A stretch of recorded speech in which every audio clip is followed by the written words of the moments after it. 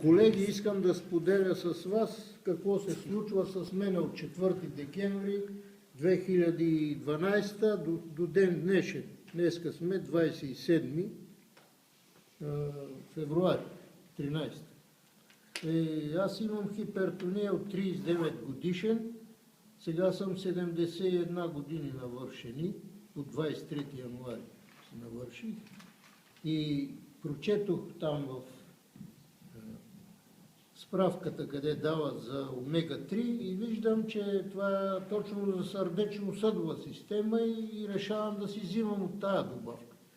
И като почнах и почва да ми се нормализира кръвното, взимам при активните часове на меридиана на сърцето.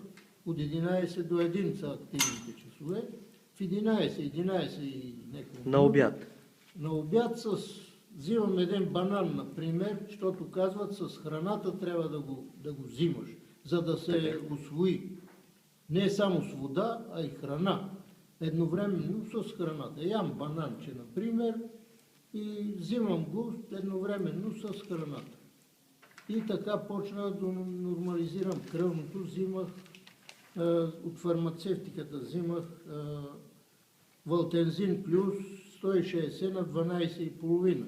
И сега си ми стоят хапчетата вкъщи, взимам само омегата. Доволен И си? съм доволен, да.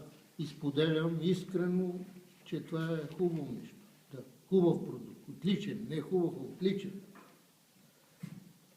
Да, ясно. Благодаря ти за спонтанния отзив.